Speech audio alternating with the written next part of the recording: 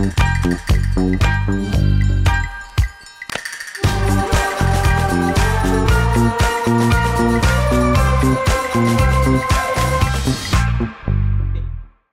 noite a todos, muito bem-vindos à edição número 68 do Meetup de Data Science e Machine Learning do Nubank.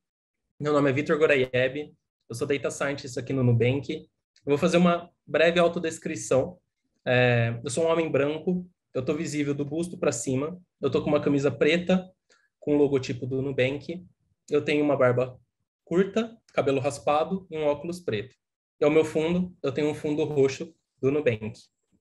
Para quem está aqui a primeira vez, o Meetup é um evento que a gente faz mensalmente e já acontece há mais de 6 anos. É um evento que a gente faz para a comunidade de dados, para a gente conseguir compartilhar conhecimento e também aprender. E é um evento que a gente tenta fazer para pessoas que talvez estejam até começando, mas também para pessoas avançadas já em Data Science. Então, um último aviso também é que a gente tem 2 posições abertas para fazer parte do time de Data Science do Nubank. Caso você tenha interesse, a gente vai estar divulgando aqui no chat. E para a noite de hoje, o tema de Data Science na Saúde, a gente tem 2 convidadas super especiais, a Jéssica e a Renata, e explicar rapidinho como que vai ser o esquema. Cada uma vai apresentar e no finalzinho a gente vai ter uma sessão de Q&A, onde você pode deixar suas perguntas. E também, caso não dê tempo de responder uma pergunta, a gente tenta responder elas logo em seguida, depois da apresentação. Tudo bem? Bom, então, pessoal, agora a gente vai ter a palestra da Renata, contando um pouquinho para a gente dos desafios e também falar um pouco dos desafios e oportunidades da aplicação de Machine Learning na medicina. Então, gostaria de receber aqui a Renata. Oi, gente, boa noite. Obrigada pelo convite, Vitor. Só fazendo uma descrição visual minha antes, eu sou uma mulher branca, eu estou usando óculos, sou ruiva e estou usando uma blusa verde claro, e no meu fundo eu tenho um fundo azul marinho com alguns símbolos de medicina e alguns símbolos de ciência de dados. Deixa eu compartilhar minha tela aqui.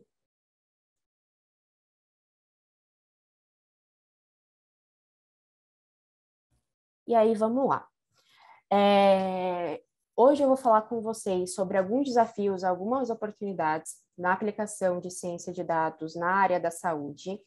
E o que eu quero frisar, antes de tudo, é que eu estou trazendo aqui uma visão até um pouco pessoal do que eu passei por desafios e oportunidades. A gente tem uma infinidade de coisas de ciência de dados na área da saúde. A Jéssica trouxe bastante coisa, eu vou trazer mais algumas. Mas isso aqui acabou sendo um pouco mais da minha experiência. Passar. Só para me apresentar quem eu sou, né? Eu sou engenheira química, sou formada pela Unicamp. Meu primeiro trabalho, de fato, com dados foi aqui no Nubank, inclusive, como BA. Nessa mesma época, eu comecei a conhecer muito mais sobre Machine Learning, e aí eu me interessei muito, fiz uma pós-graduação na Unicamp. Assim que acabou a minha pós-graduação, eu já emendei num mestrado também na Unicamp. Inicialmente, esse mestrado, ele tinha como ideia, né, fazer predições, usando Machine Learning mesmo, para predizer interações moleculares. E aí, um bom exemplo disso é entender, né, predizer a interação de alguns medicamentos com algumas doenças. Então, por exemplo, como é que a molécula de algum medicamento vai interagir com o RNA do COVID?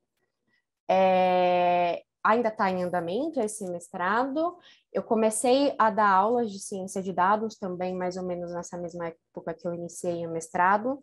Passei para ciência de dados no IBanks, e passei para ciência de dados no Hospital Albert Einstein, que para mim foi a minha principal escola no que se relaciona à saúde, além do que eu estou vendo no mestrado, né? Há alguns meses eu saí do Einstein, agora eu estou no Mercado Livre, não mais trabalhando na área da saúde, eu estou trabalhando na área de fraude, mas eu não abandonei a área da saúde por completo. Eu estou tocando, em conjunto com outros cientistas, um projeto social voluntário, em parceria com a Abrale, que a ideia é a gente fazer algumas predições relacionadas a câncer de mama.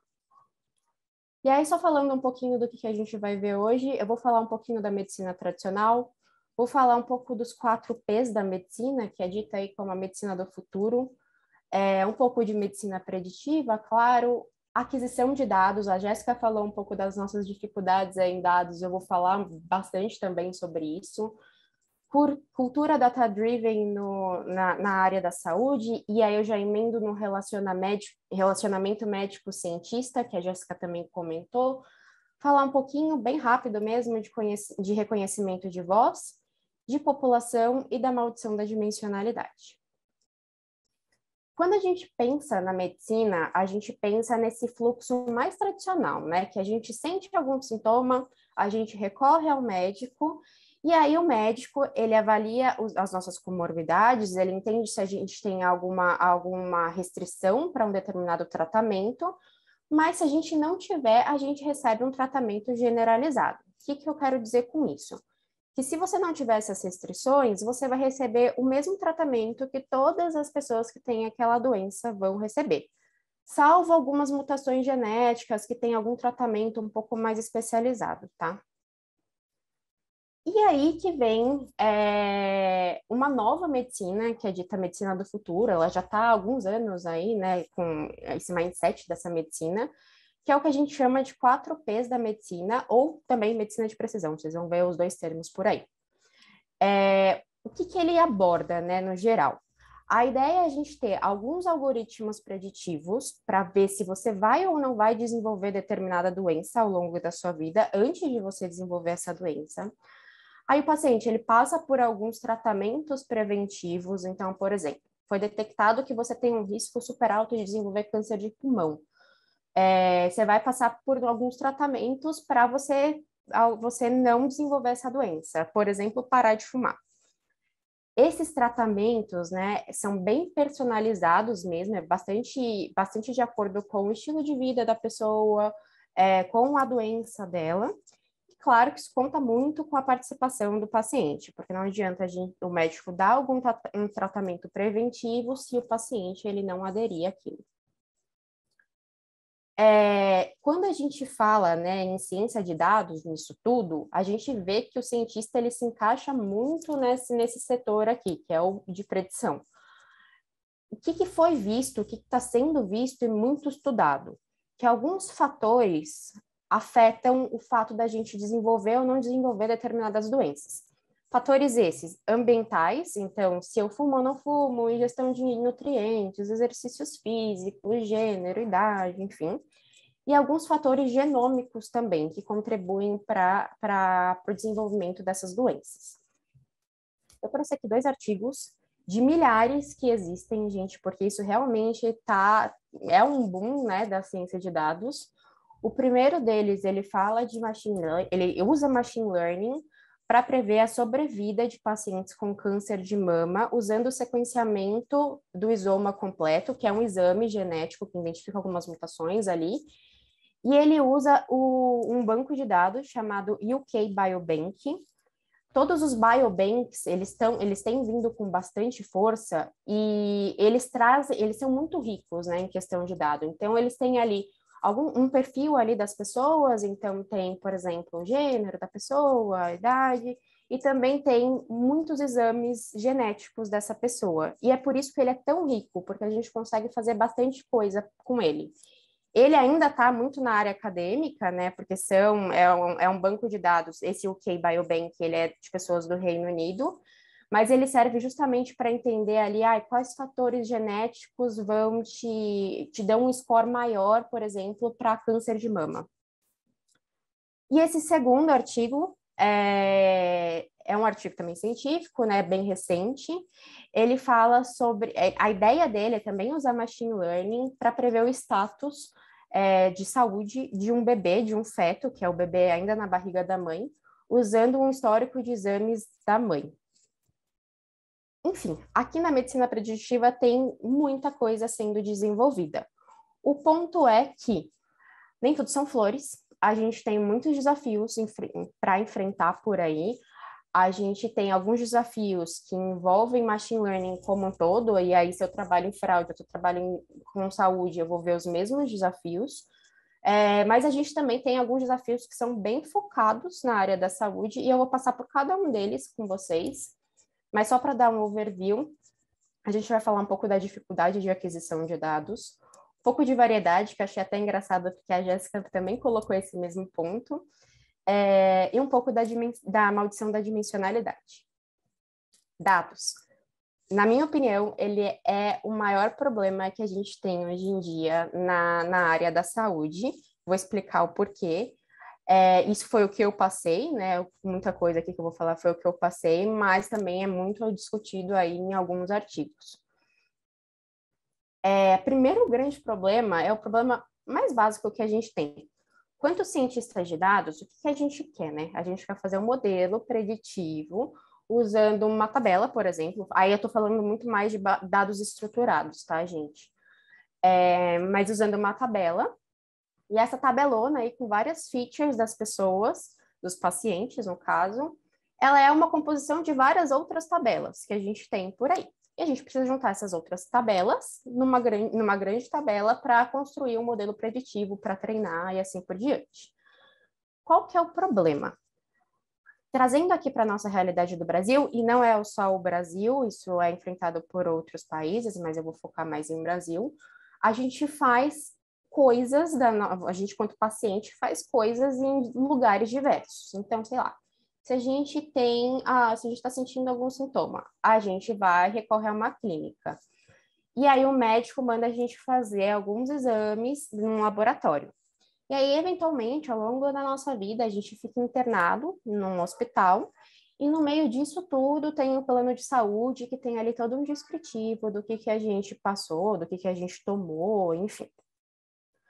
O grande problema disso é que os IDs, eles não se comunicam se isso não for uma rede única. Então, se o hospital não tiver um laboratório, que também tiver uma clínica, e a pessoa não passar por tudo isso numa rede única, né? Os IDs, eles não vão se comunicar.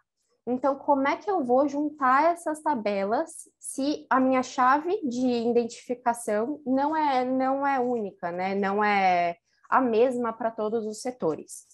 Outro grande problema é que é muito difícil a aquisição de dados. Se eu trabalho no hospital, muito difícil eu conseguir os dados, acesso ao banco de dados de um laboratório, por exemplo. É uma rede completamente diferente da nossa, então a gente vai ter alguns problemas relacionados a isso. Alguém aí perguntou de LGPD. Muita gente acha que, tudo bem, a gente pode juntar os dados então por CPF, já que é um ID único. Não é bem assim, porque a gente, quanto cientista, a gente não tem acesso ao CPF das pessoas, isso é um dado sensível. Então, ainda que eu tenha, por exemplo, todo acesso, se eu trabalhar no hospital, todo acesso ao meu banco de dados, eu não vou ter acesso ao ID, ao CPF daquela pessoa. Ele provavelmente vai ser transformado num hash, né, que é uma codificação, mas essa codificação não necessariamente é igual para, por exemplo, o laboratório. Então, eu não posso juntar esses dados por CPF. E aí a gente entra numa possível solução, que é o prontuário médico. O prontuário médico, para quem não sabe, ele é um registro mesmo com todo o histórico de doença, atestado, laudo, tudo que a gente tem, que o médico acha que é relevante, ele escreve. O prontuário, até pouquíssimos anos, ele era feito em papel. Então, era realmente aqueles arquivões ali em papel que a gente tinha com todo o nosso histórico. Mas, né, para a felicidade do cientista e com o advento da tecnologia, esse formato papel, ele passou para um formato eletrônico, então o médico ele não precisa mais escrever no papel, ele consegue ter acesso a esse prontuário eletrônico, em que ele escreve as coisas e já está tudo digitalizado. O grande problema é que, como a gente já sabe, a nossa desigualdade do nosso país, ele afeta muito a área da saúde. Essa notícia aqui é do final de 2020. Um terço das equipes da rede pública de saúde do país não tem acesso ao prontuário eletrônico. Qual que é o grande problema disso?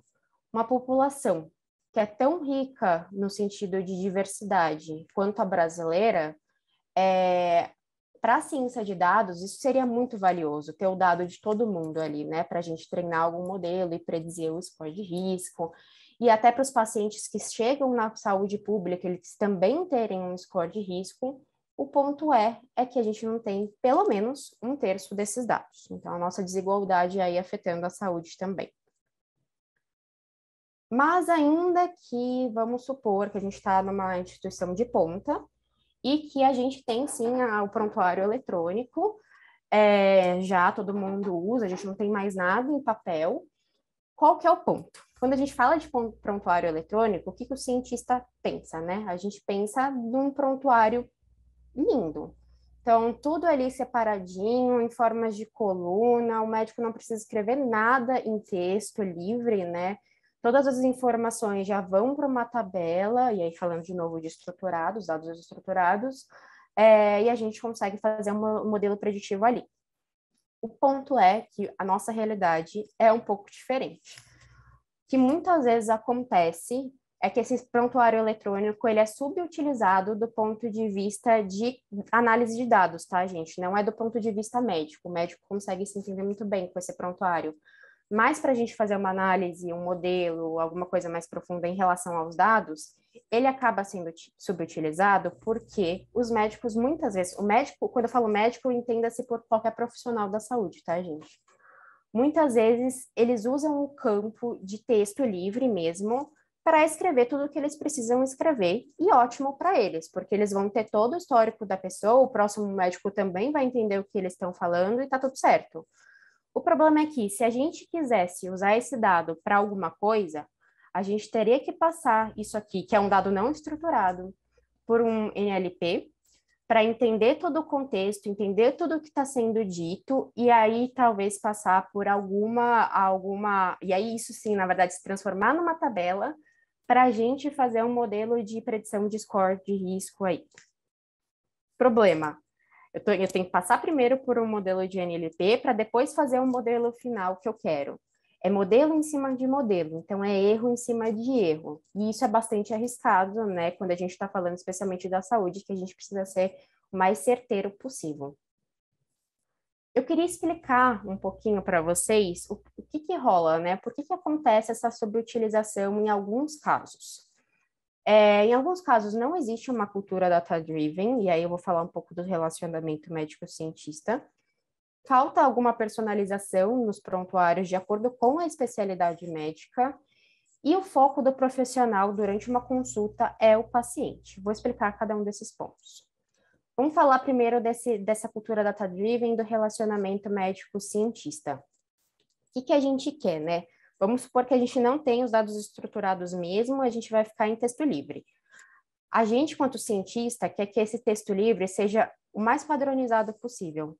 Então, que a gente quer que o médico escreva pressão, 2 pontos, alguma coisa, ainda que seja na linguagem deles, né, que é uma linguagem técnica da área da medicina, a gente quer que isso seja o mais padronizado possível.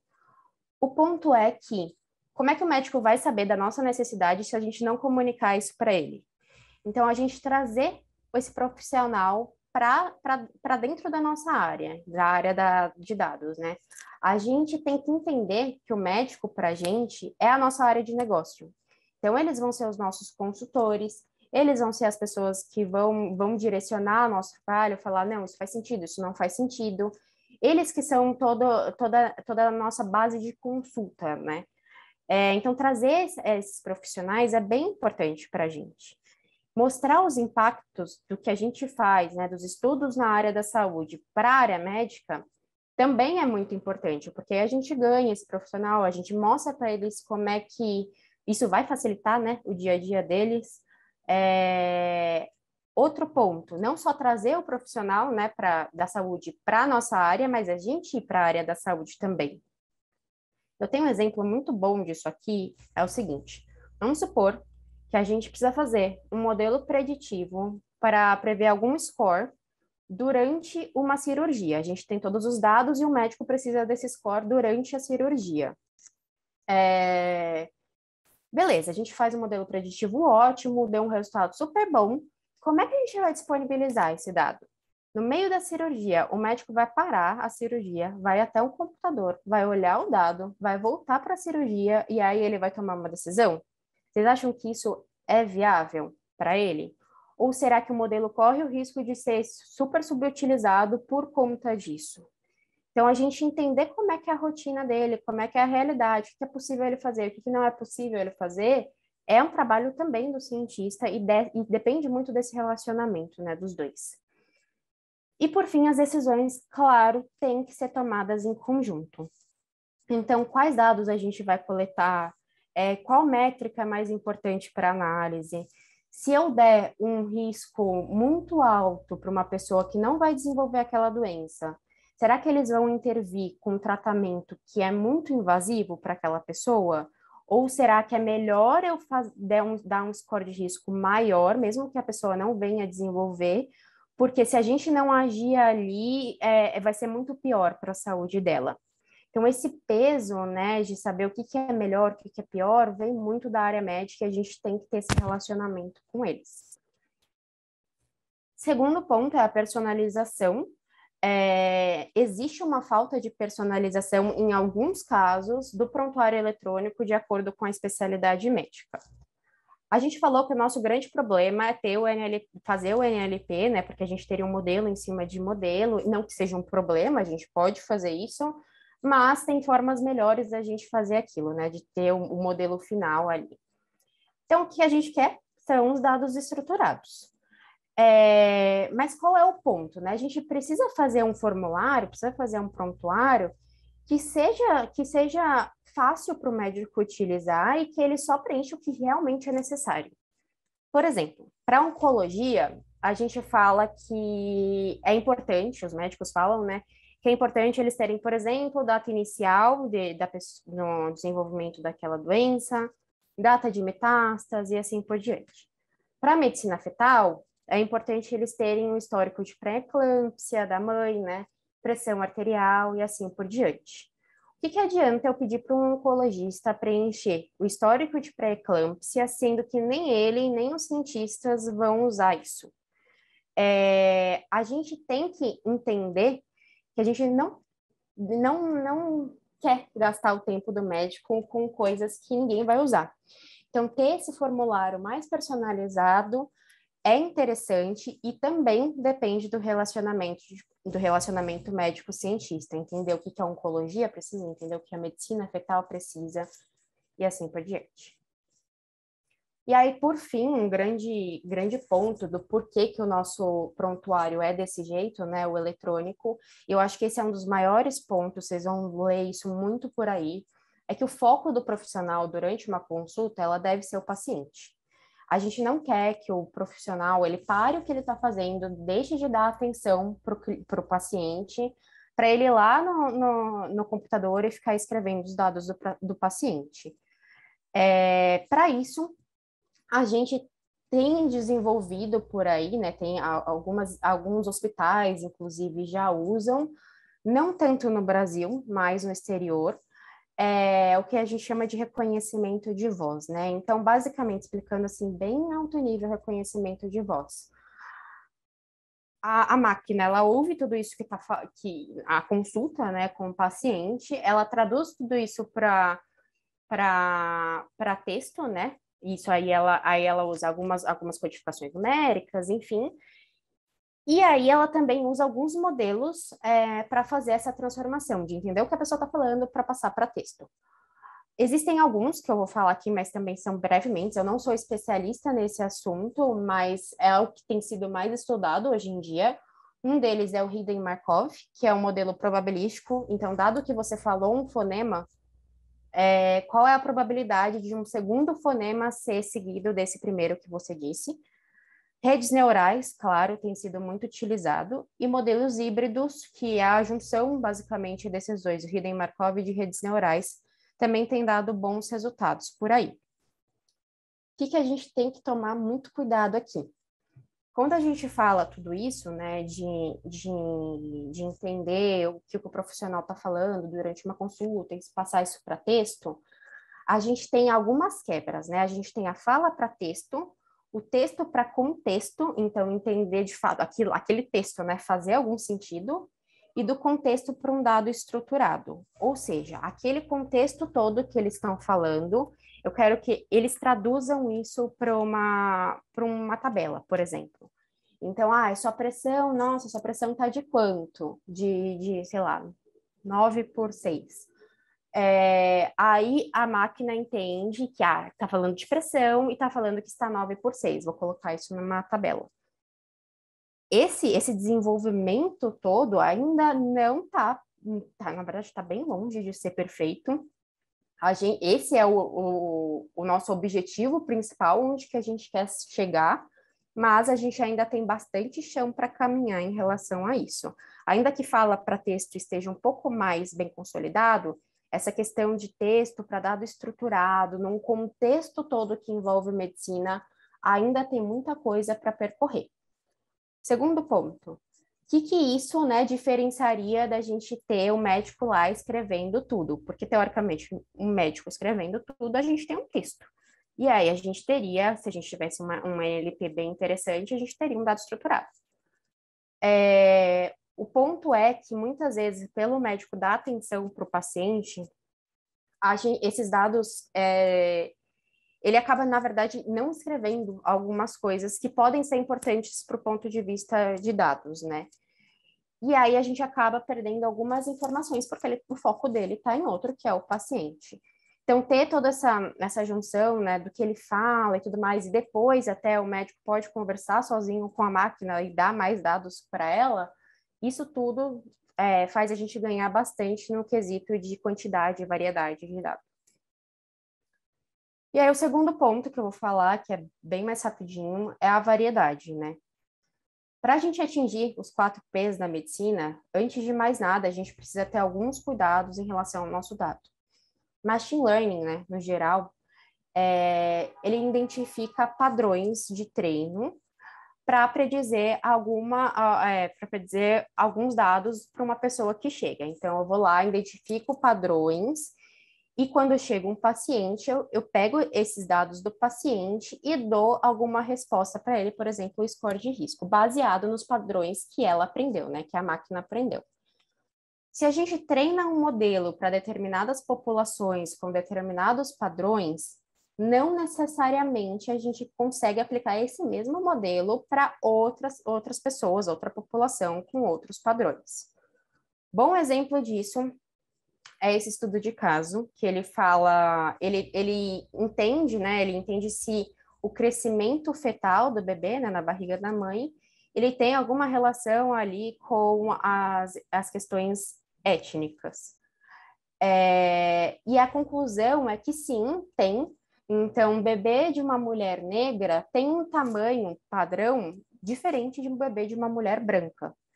Se eu treinar um modelo só com uma população branca, eu não necessariamente vou poder aplicar esse mesmo modelo para uma população de mulheres negras, pelo menos não nesse caso aqui que tem um padrão de fato diferente.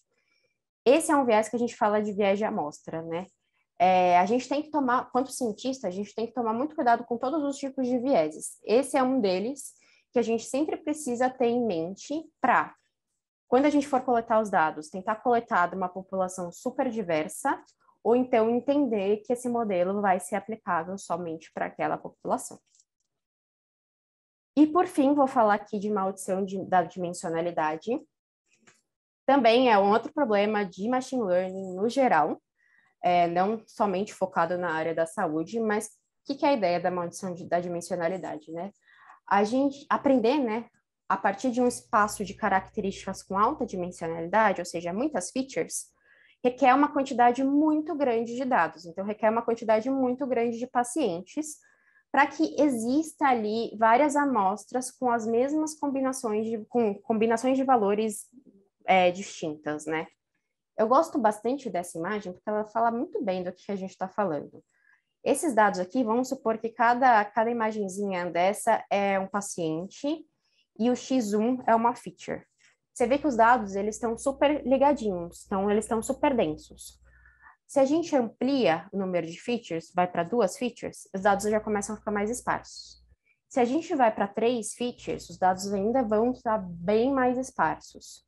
Como é que a gente pode ter um modelo que identifique padrões se a gente tem uns dados super esparsos e ele não vai conseguir ali entender nada porque está tudo ali em uma distribuição completamente louca e esparsa?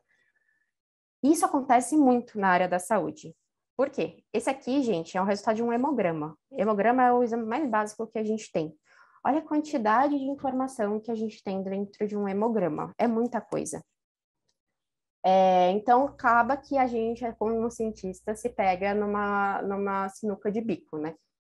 O que a gente pode fazer para solucionar esses problemas? Algumas análises exploratórias de impacto de variável, para a gente ver se aquela variável impacta no nosso target. A experiência do corpo clínico ajuda muito aqui, né, para entender quais variáveis de fato vão ser muito mais importantes, que eles realmente olham no dia a dia deles. Técnicas de redução da dimensionalidade, por exemplo, o PCA. PCA é uma técnica que ele usa alto valor e alto vetor para juntar várias features em uma só. Então, ele usa essa composição matemática para juntar várias em uma só. Então, já reduz aí bastante a dimensionalidade. E redes neurais. Algumas redes neurais conseguem lidar muito bem com essa questão da dimensionalidade. Algumas referências que eu usei, alguns artigos que eu li, muita coisa eu usei mesmo da minha experiência. E é isso, gente. Obrigada pela atenção. Meu e-mail está aqui para quem quiser entrar em contato. Eu vou chamar o Vitor de novo para ele me ajudar com as perguntas. Perfeito. Obrigado, Renata. Foi excelente a apresentação. A gente tem aqui algumas perguntas.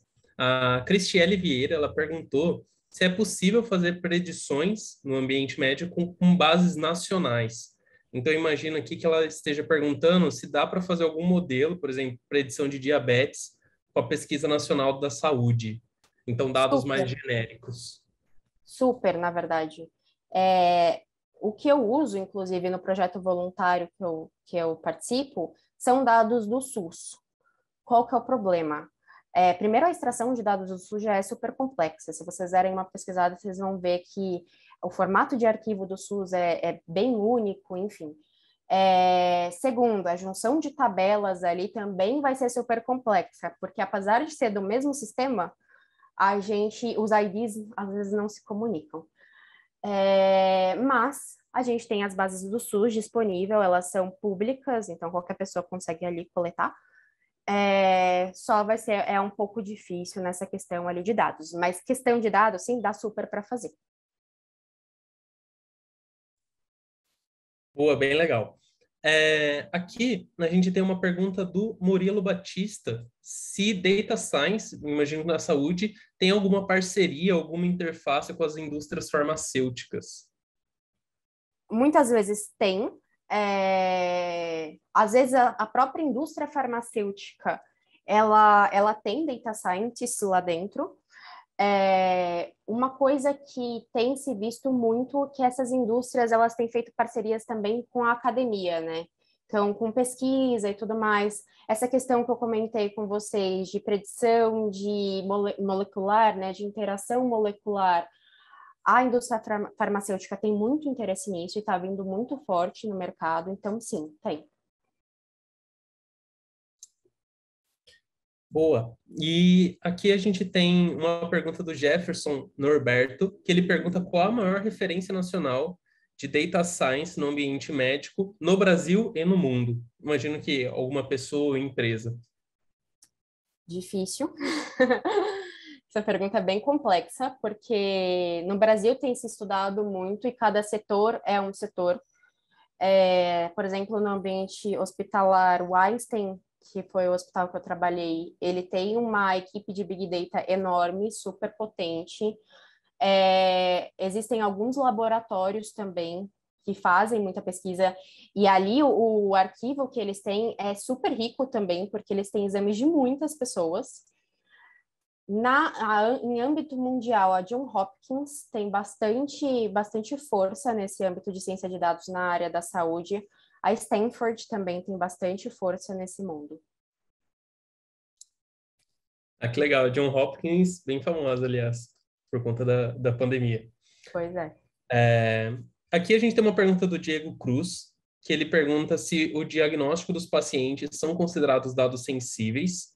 E também, a Regina tem uma pergunta no mesmo tema, que é se é direito do paciente ter acesso aos dados dele, normalmente se tem essa interface do paciente vir e perguntar como os dados dele foram utilizados. Sim. Tá, a primeira pergunta é... Desculpa, Vitor. Se os diagnósticos de pacientes são considerados dados Ah, sensíveis e... beleza. Não são considerados dados sensíveis, salvo alguns pontos. Por exemplo, se eu vou predizer alguma doença psiquiátrica de alguma pessoa, é muito importante a gente tomar muito cuidado com isso.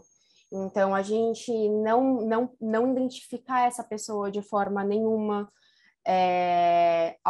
Existem alguns treinamentos que ele faz o treinamento em datasets diferentes para a gente não ser capaz de identificar aquela pessoa. Enfim, então, salvo isso, não é um dado sensível. O CPF, nome, enfim, esse tipo de coisa, identificação da pessoa agora, a questão da pessoa pedir, né, acesso, ela E, pode.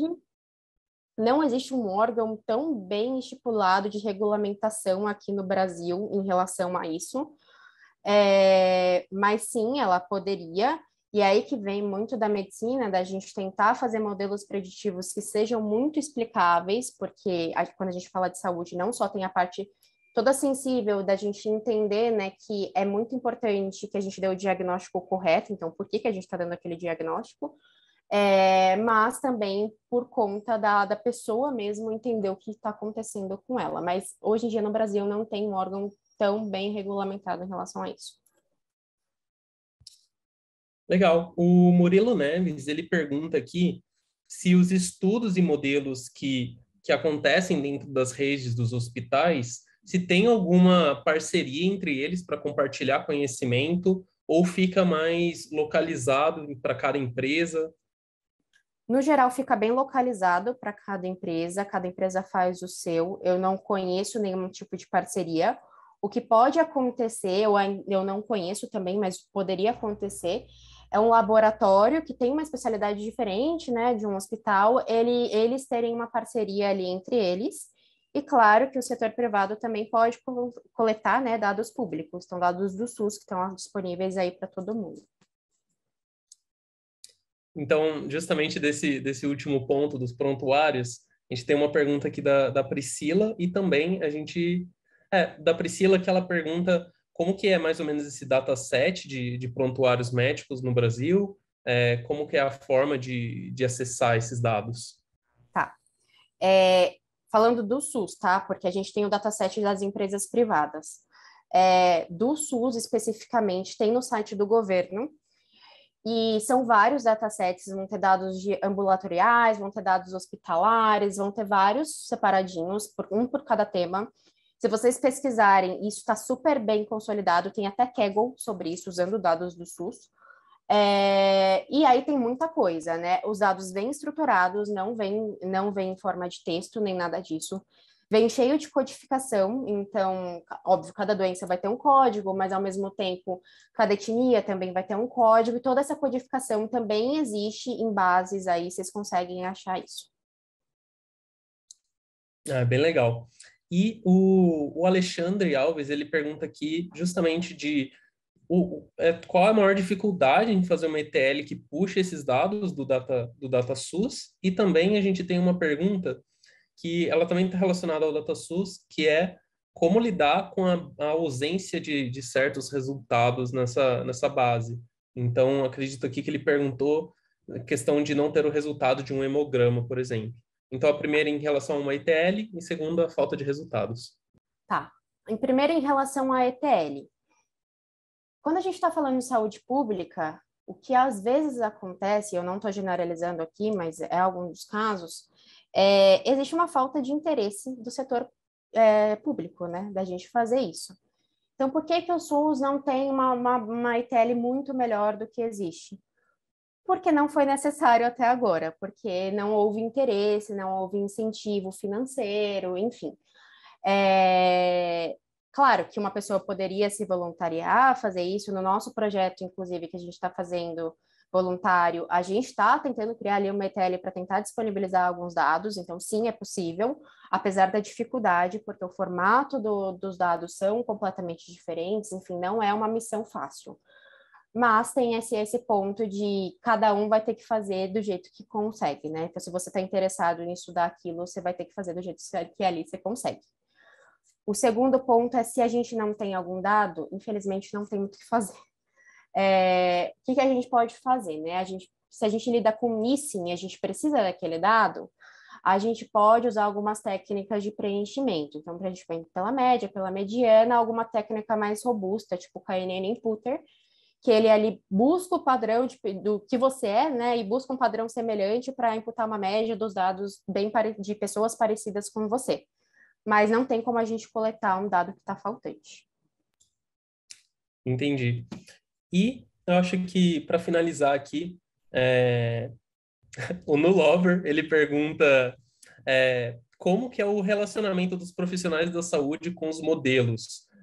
Como que eles são disponibilizados? Se eles chegam a ver realmente o modelo ou vem mastigadinho para eles os resultados? Eles acompanham o desenvolvimento inteiro do modelo. Eu, pelo menos, fazia muita questão de fazer reuniões semanais com alguns profissionais da saúde, que são os interessados, né? Para eles irem vendo e vendo se faz sentido. Muitas vezes a gente, assim como eles dão uma aula para a gente sobre medicina, a gente também pode dar uma aula para eles sobre ciência de dados. Então, explicar o que está acontecendo ali, eles super entendem, eles são receptivos em muitos casos. A disponibilidade, né? Como é que isso é visto para eles? Depende. Tem médico que prefere ver tipo um dash. Então, ele vai ter uma paciente, ele vai ver em questão, tipo um dashboard mesmo, com todas as questões ali, todo o histórico da pessoa. Tem médico, como aquela questão da cirurgia, que ele não vai ver um dashboard, ele está no meio de uma cirurgia. Então, tem um painel ali na sala de cirurgia que mostra o score de risco do paciente, também pode ser interessante. Tudo isso a gente adequa muito de acordo com a necessidade do médico.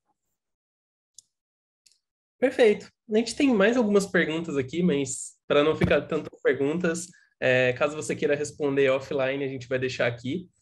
Então, eu gostaria de agradecer muito a presença da Renata e também da Jéssica terem aceitado o nosso convite de estar aqui hoje. E também a todo mundo que está aqui assistindo. Muitíssimo obrigado. Novamente, um lembrete que se você quiser fazer parte do time de Data Science do Nubank, a gente tem 2 posições abertas. A gente vai mandar aqui no chat o link. E também lembrando que esse Meetup vai estar disponível no nosso canal do YouTube e você pode consultar lá, o Building Nu. Obrigado, pessoal. Obrigada, gente. Obrigada.